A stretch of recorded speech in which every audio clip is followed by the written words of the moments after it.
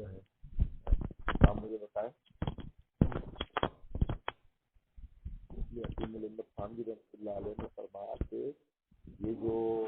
اپنا موت پر کی جو جدائی ہے یہ عقلی غم نہیں، اس لیے کہ عقلی غم تو اس لیے ہو گیا وہ ناکامی تو نہیں ہے، وہ تو کامیاب گیا ہو گیا، ناکام تو نہیں گیا، ایمان کے ساتھ چلا گیا. اور کلمہ اگر پوری زندگی میں اس کلمے کے خلاف کوئی کلمہ نہیں کہا، کلمہ لا الہ الا محمد اللہ کے خلاف اگر کوئی کلمہ نہیں کہا تو وہ کلمے پر تو لہذا عقلی طور پر اگر ہم سوچیں اگلی منزلیں یہاں سے کئی اعلیٰ ہے، دنیا کی مسائل مشکلات فکر فکرات سے جان چھوٹ گئی، قرب الہی میں چلا گیا، جنت بھی اور قبر بھی اس کی باغ بن جاتی، ساتھ نگاہ بتی ہو جاتی، آگے کیا کیا نعمتیں اس کو ملتی ہیں. تبھی غم ہوتا ہے. ہم جس طرح ہم سبھی غم کوئی بھی چند دن بھی اگر رہے گا کہیں تو اس کی جدائی میں ہمیں غم ہوتا ہے کیا عارضی بھی ہو، یہ تو والدین ہوتے ہیں، بہن بھائی ہوتے ہیں، ان کا تبھی غم انسان کو ہوتا ہے. تو تبھی غم کی بھی اجازت دی ہے کہ تبھی مناؤ، آنسو بہانے تک کہ وسلم نے بھی آنسو بہائے اپنے بیٹے ابراہیم کی جدائی،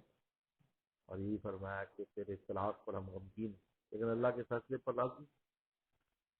دل سے راضی ہیں لیکن تبھی غم ہمیں ہو رہا ہے. تو طبعی طور پر تو غم ہے، طبی صدمہ ہے، وہ ہم سے جدا ہو گئے، ان کی خیر و برکات سے محروم ہو گئے، لیکن عقلی طور پر وہ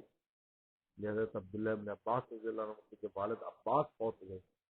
ان کو صبر نہیں آ رہا، کیونکہ وسلم کے چچا بھی تھے اور عباس بہت بڑی شان والے شخص تھے. عبداللہ بن عباس کیا ہے وہ اپنے والد کی موت کے صبر نہیں آ، ایک گاؤں والا ہے، میں نے کہا آپ تو شیخ ہیں، آپ کے اس وقت قوم کے مرکز ہیں، آپ غم منائیں گے تو پچھلے کیا کریں گے؟ اور پھر کہا کہ یہ بتاؤ جہاں آپ کے ابا گئے ہیں وہ جہاں سے اعلیٰ ہے یار، اور جو آپ کو اس جدائی پر صبر پر ملے گا وہ آپ کے والد سے آپ کے لیے اعلیٰ ہے یار. تو فرماتے ہیں سنتے ہی مجھے صبر آ سنتے ہی مجھے صبر. یہ تبھی کم تو ہوتا ہے لیکن مومن کی اگلی منزلیں یہاں سے کہیں اعلیٰ ہے. اور میں بڑی اچھی مثال بھی لکھی کہ جیسے ہم باپ کی پیٹھ میں ہوتے ہیں تو کتنی چھوٹی جگہ ہے،